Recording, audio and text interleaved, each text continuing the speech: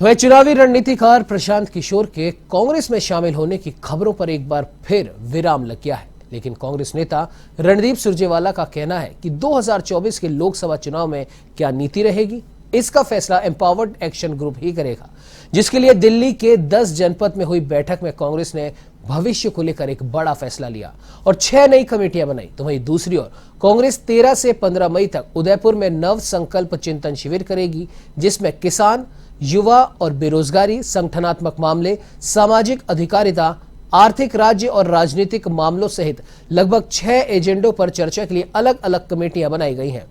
इन सभी 6 कमेटियों के अलग अलग संयोजक के तौर पर मल्लिकार्जुन खड़गे, सलमान खुर्शीद, पी चिदम्बरम, मुकुल वासनिक, भूपेंद्र सिंह हुड्डा और अमरिंदर सिंह वारिंग काम करेंगे। इधर दिग्विजय सिंह के भाई लक्ष्मण सिंह ने प्रशांत किशोर की तारीफ करते हुए उन्हें मध्य प्रदेश से राज्यसभा भेजे जाने तक की मांग कर दी है। गौरतलब है कि सोनिया गांधी ने प्रशांत की प्रेजेंटेशन और उनके पार्टी में शामिल होने पर विचार करने के लिए कांग्रेस नेताओं की समिति का गठन किया था। इस कमेटी ने पार्टी अध्यक्ष सोनिया गांधी को अपनी रिपोर्ट सौंपी है।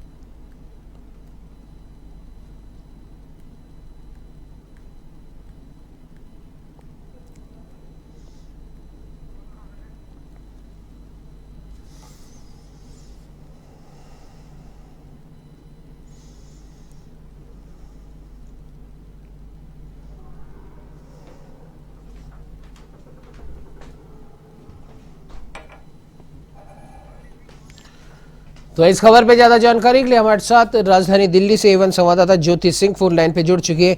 जी ज्योति, कल तक जो बात हो रही थी कि शायद प्रशांत किशोर कांग्रेस में शामिल हो जाएंगे, अब आज एक नई खबर निकल के सामने आई कि उनके शामिल होने पर अभी तक सस्पेंस बना हुआ है। क्या कुछ कहना चाहेंगे? जी बिल्कुल उमंग, देखिए चुनावी रणनीतिकार अगर प्रशांत किशोर की हम कांग्रेस में शामिल होने की बात करें तो इन खबरों पर एक बार फिर से कांग्रेस ने चुप्पी साध ली है। लेकिन वहीं कांग्रेस के नेता रणदीप सुरजेवाला के बयान के मुताबिक उन्होंने कहा है कि 2024 लोकसभा चुनाव में क्या नीति रहेगी, इसका फैसला एम्पावर्ड एक्शन ग्रुप ही करेगा।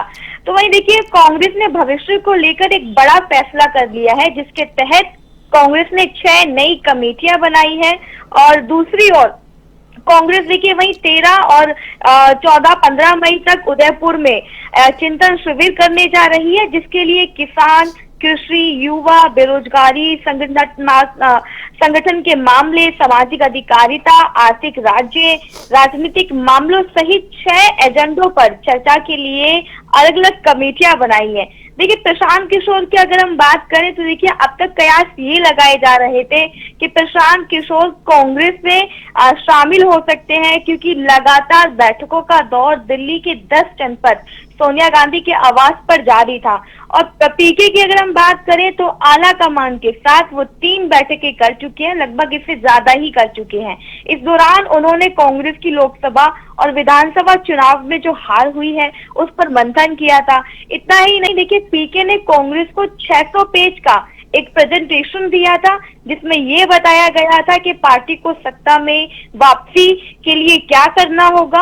और कांग्रेस के कई दिग्गज नेता प्रशांत किशोर से किनारा करते हुए भी दिखाई दे रहे थे, क्योंकि इनमें से अन्य पार्टियों के साथ उनका जो कनेक्शन है वो कहीं ना कहीं बीच में अड़ंगा डालते हुए दिखाई दे रहा है। क्योंकि देखिए और बीच में ये भी खबर निकलते हुए आई है कि दिल्ली में एक तरफ प्रशांत किशोर सोनिया गांधी से बार बार मुलाकात कर रहे हैं, बाकी नेताओं के साथ बातचीत कर रहे हैं। तो वहीं देखिए अगर हम बात करें तो प्रशांत किशोर के कुछ जो कार्यकर्ता हैं और जो कुछ मिलने वाले हैं वो केसीआर से मुलाकात कर रहे हैं। ऐसे में कांग्रेस के नेता जो है उनका कहना है कि ऐसे में प्रशांत किशोर पर भरोसा कर पाना वाकई में काफी मुश्किल होगा। तो देखिए कमेटी की मांग है कि पीके बाकी सबसे दूर हो जाए। और जो सूत्रों के हवाले से जो खबर है वो ये है कि सोनिया गांधी ने ही प्रशांत किशोर के प्रस्ताव की जांच करने के लिए एक स्पेशल टीम बनाई थी। अब उनकी ये टीम चाहती है कि प्रशांत बाकी सभी राजनीतिक दलों से दूरी बना लें और पूरी तरह से कांग्रेस के लिए समर्पित हो जाएं।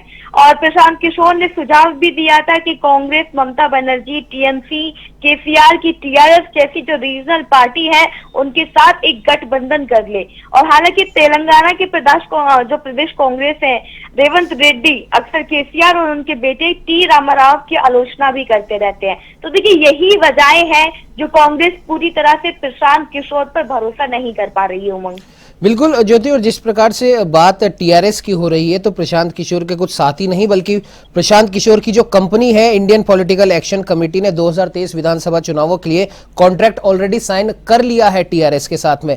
तो क्या आपको नहीं लगता जिस प्रकार से प्रशांत किशोर 2023 विधानसभा, जहां 9 राज्यों में विधानसभा चुनाव है, उसके लिए कहीं ना कहीं कांग्रेस को मनाने में पूरा अपना जोर लगा रहे हैं कि उन्हें, जैसा कि आपने भी बताया, कि क्षेत्रीय पार्टियों से वो गठबंधन करें? तो क्या लगता है आपको कि शायद यही एक बड़ी वजह है कि उन पर विश्वास इस समय नहीं किया जा सकता? और जिन जिन भी समय, भले ही वो 2012 का गुजरात चुनाव हो, 2014 का केंद्र का चुनाव हो, या और जितने भी चुनावों में उन्होंने अलग अलग पार्टियों के साथ में गठबंधन किए हैं, एक्चुअल में सिर्फ प्रशांत किशोर की वजह से वो पार्टियां जीती, ऐसा नहीं है। और जिस समय 2017 उत्तर प्रदेश चुनावों की अगर हम बात करें, वहां कांग्रेस और समाजवादी पार्टी के साथ में प्रशांत किशोर थे, लेकिन वो चुनाव कांग्रेस और समाजवादी पार्टी दोनों हार गए थे। तो ऐसे में प्रशांत किशोर के ऊपर पूरी तरीके से डिपेंड हो जाना, क्या लगता है आपको, सही है?